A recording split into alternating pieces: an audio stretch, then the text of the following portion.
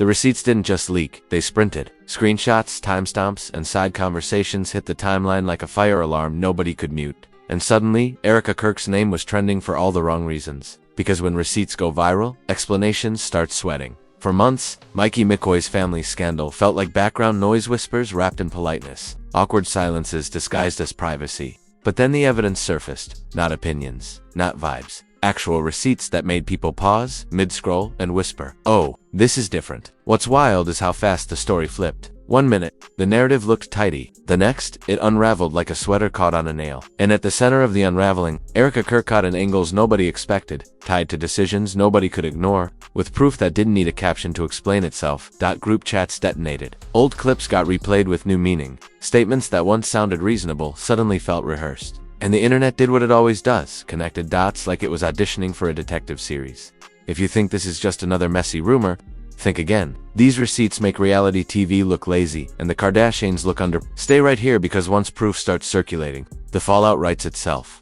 The story didn't blow up because someone talked too much. It exploded because someone showed too much. Receipts don't argue, don't clarify, and don't care about intentions. They just sit there, time-stamped and unbothered, daring anyone to explain them away. And once those screenshots surfaced, the entire tone of Mikey McCoy's family scandal shifted. For a long time, this situation lived in that gray zone people call private matters. Carefully worded silence. Strategic distance. The kind of calm that feels less like peace and more like a lid pressed down tight. But calm built on secrecy doesn't last. It just waits for the wrong moment to crack. When the receipts first started circulating, reactions were delayed. Not disbelief. People weren't shocked so much as unsettled. The details didn't feel random. They felt connected. Messages lined up with moments fans already questioned. Timing suddenly mattered in ways it hadn't before.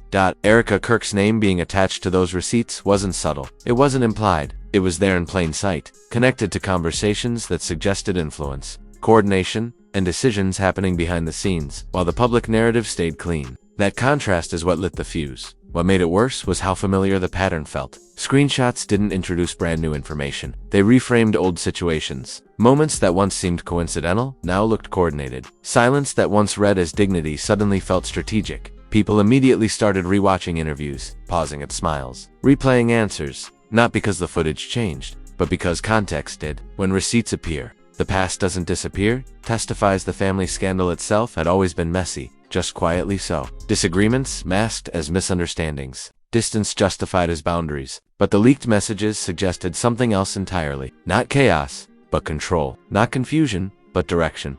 Insiders claimed the receipts showed Erika wasn't just present, she was positioned. Involved in conversations that shaped outcomes while staying out of the spotlight. That kind of role doesn't scream scandal until proof shows up to explain why things always landed a certain way. The first wave of reactions online was cautious. People didn't want to jump too fast. But hesitation didn't last long. The more the receipts were examined, the harder it became to dismiss them as out-of-context noise. Patterns started forming, and patterns don't need exaggeration to be convincing. What really accelerated things was how clean the evidence looked. No blurry screenshots, no vague captions, just clear exchanges that raised uncomfortable questions. Who knew what, who said what, and why certain decisions suddenly made sense. Mikey McCoy's position complicated everything. Family loyalty creates blind spots, and blind spots can look like complicity from the outside. The receipts didn't accuse him directly, but they placed him in the middle of a web that felt increasingly intentional. People began asking whether the scandal was ever truly chaotic or if it had been guided quietly while the public absorbed a simplified version. That question alone did damage. Because once audiences suspect management instead of misunderstanding, trust evaporates fast. Attempts to brush off the receipts as misinterpreted didn't slow the momentum. When proof is visual, explanations sound like excuses unless they're airtight, and airtight explanations weren't arriving. The silence from certain corners only added pressure. No immediate denials, no clear time, just distance. And distance, in moments like this, reads louder than defense. As the screenshots spread, group chats did what they do best, connected dots recklessly. But even the reckless theories leaned on one uncomfortable foundation. The receipts existed. They weren't rumors. They weren't paraphrased. They were real enough to force a reaction. Longtime followers noticed how fast the narrative flipped. Erika's public image didn't collapse, it shifted. From background figure to central question. From neutral presence to someone whose influence needed explanation. The sarcasm online hit hard. People joked that the receipts had more structure than most family meetings. Others compared the situation to reality TV with deleted scenes suddenly restored. Humor masked discomfort, but the discomfort was obvious. What stood out most was how the receipts didn't scream wrongdoing. They suggested orchestration. And orchestration is harder to defend against because it lives in intention, not action. You can deny an event, you can't easily deny alignment. As more people weighed in, the language changed. Allegedly turned into looks like, turned into adds up. And once something adds up publicly, reversing that math is nearly impossible. People who once stayed neutral began asking direct questions. Why were certain conversations happening off camera? Why did decisions consistently benefit the same outcomes? Why did explanations always arrive late? The scandal stopped feeling like a family issue and started feeling like a narrative issue. Who controlled it? Who benefited from it? And who was protected while others took the heat? Erika's defenders argued context, and context matters. But context requires transparency, and transparency doesn't thrive in silence. Without clear answers, defenses floated without anchors. Meanwhile, Mikey's family dynamic took on new tension. Trust isn't just about loyalty, it's about honesty. And when receipts suggest partial honesty, everyone involved feels the strain. The most damaging part wasn't outrage. It was doubt. Doubt sticks. It lingers. It turns every future statement into a question mark. By the time mainstream commentary picked up the story, the foundation was already cracked. Not because of speculation, but because evidence had changed how people interpreted everything that came before. This wasn't a sudden scandal. It was a slow reveal. Years of moments finally seen together instead of separately. And once viewed as a whole, the picture wasn't flattering. The internet didn't need to exaggerate. The receipts did enough work on their own. And as the story kept unfolding, one thing became impossible to ignore. This wasn't about one message or one mistake. It was about who was quietly steering the wheel while everyone else argued over the destination. And now that the wheel was visible, the ride was about to get a lot rougher.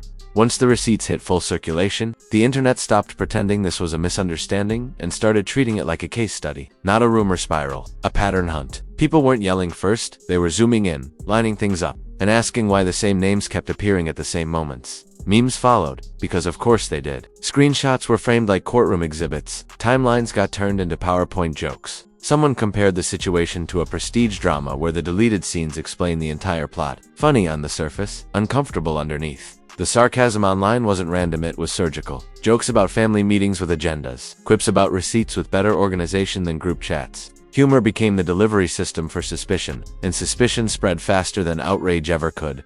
What really escalated the moment was how clean the evidence looked when placed side by side. Not one screenshot, a sequence, not one coincidence, a rhythm. When people started mapping those messages to real-world outcomes, the narrative shifted from messy to managed. Celebrity reactions didn't arrive as statements. They arrived as vibes. A liked comment here, a cryptic caption there. The kind of reactions that say, "I see it," without committing to anything legally dangerous. Silence spoke loudly, but selective engagement screamed. The comparisons went nuclear. People said it made reality TV look lazy. Others joked that even the Kardashians would have staged a cleaner rollout. One viral post claimed the receipts had more continuity than most streaming shows. Everyone laughed, then kept reading.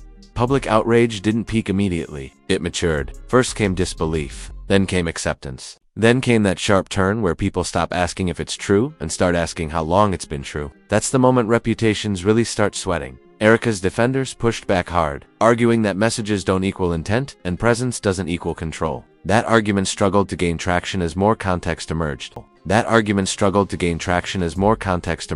Because context, when stacked, stops feeling accidental. Critics pointed out how often decisions seemed to benefit the same direction, how responses appeared delayed but coordinated, how silence landed at convenient times. None of that proved guilt, but it created plausibility. Plausibility is lethal online.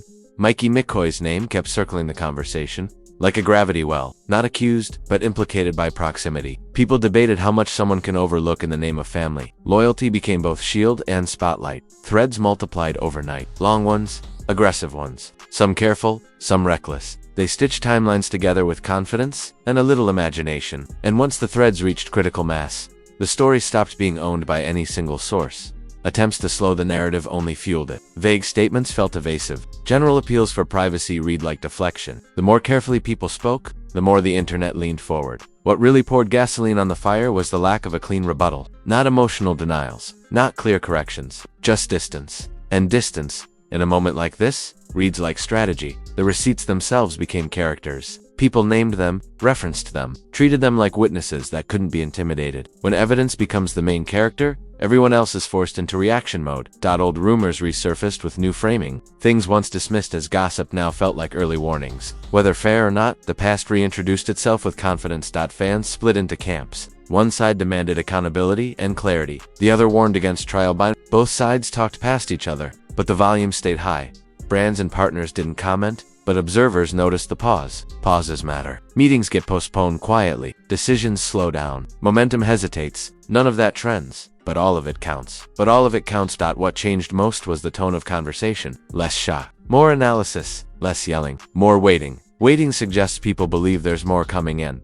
That belief keeps a story alive. By now, the scandal had outgrown the receipts themselves. It became a referendum on influence, narrative control, and how much power lives off. The internet doesn't need villains when it has patterns. Every new meme, every new thread, every side comment reinforced the same idea. This wasn't a single slip. It was accumulation finally visible. And once accumulation becomes the storyline, there's no clean reset button. Because you can explain one message, you can't easily explain alignment. As the noise reached its peak, something else happened. The reactions stopped escalating. Not because people stopped caring, but because they were watching. Waiting. And waiting is when the internet decides whether a scandal burns out or evolves. The fallout didn't explode, it settled in. And that quiet shift was more damaging than any loud cancellation could have been. Once the receipts finished making their rounds, the story stopped being about shock and started being about consequence, not instant punishment. Long-term impact. Public perception around Erika Kirk changed almost overnight. Not dramatically, not with pitchforks, but with distance. People didn't rush to condemn, they paused. And pauses are dangerous because they signal reconsideration. The benefit of the doubt quietly packed its bags. Supporters stayed vocal, but even their defense sounded different. Less certainty, more, let's wait and see. When defense turns cautious, it's usually because the ground underneath it isn't solid anymore. Receipts don't have to prove everything, they just have to introduce doubt. Behind the scenes, relationships reportedly tightened and fractured at the same time. Moments like this force uncomfortable clarity. Who knew what? Who spoke when it mattered? Who stayed quiet because it was easier? Family dynamics don't survive exposure unchanged. Mikey McCoy's position became heavier, not louder. He wasn't accused directly, but proximity has weight. The internet started asking harder questions about awareness and responsibility. And once those questions exist, silence feels intentional, whether it is or not. Brands didn't announce exits, they rarely do. Instead, momentum slowed. Conversations paused. Opportunities hesitated. That's how reputational impact actually works: quietly, efficiently, without drama. Access fades before anyone notices it's gone. Erika's public presence reportedly became more measured. Fewer spontaneous moments, more controlled appearances. That doesn't scream guilt or innocence, it screams awareness. And awareness means perception is being managed because it has to be. Attempts to redirect the narrative didn't fully land. Clarifications felt partial. Explanations fell late. Once receipts define the opening chapter, everything after reads like a response, not a reset. What lingered most was exhaustion, not outrage fatigue. Audiences are tired of curated truths and selective transparency. When something feels managed for too long, exposure feels bigger than it actually is. Fans noticed the shift. Engagement didn't disappear, it changed. Less defending, more watching. Less emotional investment, more skepticism. And skepticism doesn't trend loudly, but it lasts. The scandal also reshaped how past moments were remembered. Old interactions got reinterpreted. Previous silence looked strategic. Even neutral action started carrying implication. Once a narrative shifts, it pulls the past with it. What made this situation especially volatile was its ambiguity. No smoking gun, no confession, just alignment, timing, and influence stacking up until plausibility took over. And plausibility is enough to haunt reputations for years. This didn't end careers. It reshaped trajectories. It didn't cancel anyone. It changed how every move will be read going forward. Silence will be louder. Statements will be dissected. Neutrality will feel deliberate. The internet may move on, but it doesn't forget. Screenshots resurface. Threads get linked again. Context reappears when the timing feels right. This story now lives in the archive, waiting. Behind closed doors, sources suggest conversations shifted from reaction to prevention. Who speaks publicly? Who steps back? Who loses influence quietly? Damage control doesn't erase history, it just tries to limit its future impact. What's uncomfortable is that, even if nothing new emerges, the shadow remains. Perception doesn't require proof, it requires consistency. And once consistency cracks, rebuilding, it takes more than statements. This moment didn't feel like an ending. It felt like a marker, a line after which everything operates differently. Because once receipts go viral, the story stops being about what happened and it becomes about what people believe. And belief is harder to reverse than any headline. The scandal may fade from trending pages, but it's already done. It's real work framing the narrative. And that's permanent. If you made it to the end of this breakdown, congratulations, you just witnessed how a story changes the moment. Receipts stop whispering and start screaming. This wasn't gossip. This was proof doing what proof does best, making people uncomfortable without raising its voice. Now don't sit there like you just scrolled past something you weren't supposed to see. Smash that like button like it owes you money. Drop your take in the comments and tell us, SDO, these receipts change everything, or were people just late to connect the dots? If you're not subscribed yet, fix that immediately. This channel lives where screenshots leak, timelines collapse, and narratives flip overnight. Scandals don't wait, and neither do we. When the next receipt hits, you'll want to already be here. We don't chase drama, we track it. We follow the clues, read between the messages, and break down what actually shifted while everyone else argues over vibes. If it's messy, calculated, or quietly explosive, it ends up right here, so stay locked in. Turn on notifications. And remember this, when the receipts go viral and the story rewrites itself in real time, Viral Trek already mapped the fallout.